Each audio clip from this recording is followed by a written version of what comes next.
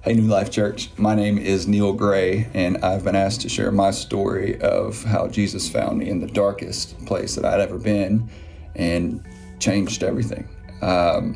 So the trajectory of my life changed pretty drastically. When I was 19 years old, I had my first back surgery, first of two that I had all in 1 year.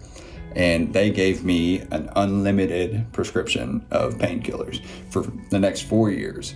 So after that, I was already very addicted to them. I was taking way more than I should, but it was legal. It was fine. The doctor gave them to me. That's what I kept telling myself. And then he didn't. After 4 years, he cut me off, and I had to find a new way to keep my addiction going.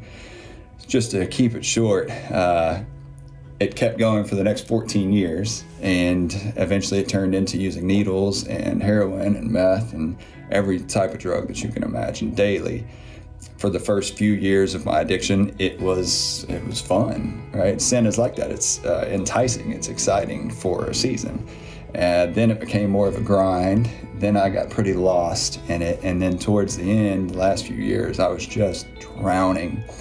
And I would look and I would meet guys through work or whatever on the street, and they, looked like they had it together. They had a nice vehicle, had nice clothes on, and I would always think to myself, man, I hope my wife finds somebody like that when I die. I hope he can raise my kids well. Like I hope my kids get a dad like him. It looks like he did a good job. And it just got so dark at the end. I just knew where this was headed. I knew I was dying soon, very soon. There was no doubt about that in my mind, because at a certain point I tried to take my life a few times, but the Lord had mercy on me, and instead of letting me die, and he threw me in a jail cell. While I was in that jail cell, my family, my wife, my parents, they found a place called Renewal Ranch in Conway. It's a year-long faith-based recovery facility. So when I got out, that's what was happening. I was told, hey, you're going to this. There's no choice about it. And you lose everything if you don't. See, I had newborn twins at the time, and I was going to lose it all. So I knew it wasn't going to work, but what else was I going to do, So I wasn't necessarily excited about my prospects, but at the same time, I didn't really care what happened to me either way. I hadn't felt anything in a long time at that point. But when I walked through those doors at Renewal Ranch, there were 3 guys up on the stage, and they were giving their testimony. And I sat down, I started listening, and it was like God himself just reached down and touched my heart, and it just snapped open, and I started crying because I could just hear them telling my story. But they had hope in their voices, and they were telling me about this guy named Jesus, and it just something in me, I lost it. And whenever I did my interview, I finally told the truth, which is something I hadn't done in a long time. And I said, man, you got to help me. I'm going to die out there if you don't help me. And that's what they did. They let me in. And for the first 3 days I was there, they bring all these pastors and preachers and teachers in to pour into the guys there. But for the first 3 days, everything was just bouncing off of me. Like I didn't want to hear any of it. I didn't believe any of this stuff. And the third day I was walking out, and I dropped my binder, and a sheet of verses slid out. And they make you memorize all these verses while you're there. And one verse stood out to me, and it was Jeremiah 33:3. It says, "Call to me, and I will answer you, and I will show you great and mighty things that which you know not." And even at the time, I rolled my eyes. Okay, you're going to answer me. But that night, I laid there on that couch in the dark by myself with my family back in another town, and everything that I'd ever done hit me all at once, and just heavy, and I started not being able to breathe, and I did what that verse said. I called out. I said, if you're there, if you're really there, if you have something better for me, then I need it, because I don't want to do this anymore. I can't do this anymore. And just like that, the weight lifted off of my chest, and I could breathe again. It felt like I was breathing for the first time. And I just sat there and I talked to God for the next few hours.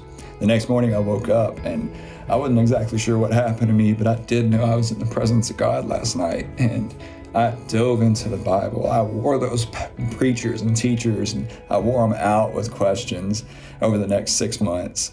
And I found out a few things.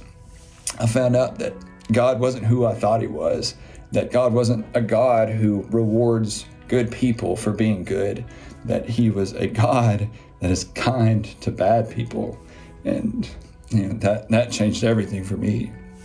So there's a few reasons that I found what I found at Renewal Ranch is because they got it right. They know what they're doing there, because the statistics are secular rehabs all across the country, nationwide, they have a 4 to 7% success rate. Faith-based recovery facilities have somewhere between a 60 and a 67% success rate. So there's a reason for that. It's because people can find hope at faith-based recovery facilities. They can find hope in Jesus. And they find hope because they're lifting up the name of Jesus there. They're telling the truth there. And it's a pretty simple truth. Truth is that we don't need somewhere to go to get better, that drug addicts or alcoholics, that sinners, we don't need to get clean. We don't need to get sober. We need to be born again. Jesus Christ came not that we might have more comfortable lives or so that our circumstances might improve. Jesus Christ came to raise the dead. That's what happens when somebody is put in front of the cross. That's what happened to me. 5-6 years later now, my marriage is restored to beyond where I ever thought it could be. My kids, they got a daddy who's there, who's with them all the time, who's present, who encourages them, who prays with them, who prays for them. I sell windows and doors here in Maumelle, but since I've been here, we have hired 9 other faith-based recovery program graduates. We have donated windows and doors to 6 or 7 different faith-based organizations. And I got to call the director of Renewal Ranch a couple months ago and let him know that we are donating all the windows and doors for their new phase 2 apartments that they're building. And I got to do that on the 5-year anniversary to the day that they let me in there. So what I can tell you is that Jesus Christ, when you're face to face with him, there's no way that everything doesn't change. He's a good God, and he loves us. The good news is he loves you and he wants a relationship with you. What I thought was the bad news was that just the way that he died for you, that you have to die. You have to die to your wants, to your desires, to your lust. But the good news is that he replaces those desires with his desires. And on the opposite side of his desires is contentment and fulfillment and abundant life. Thank you guys for letting me talk to you today. I love y'all. Thank you.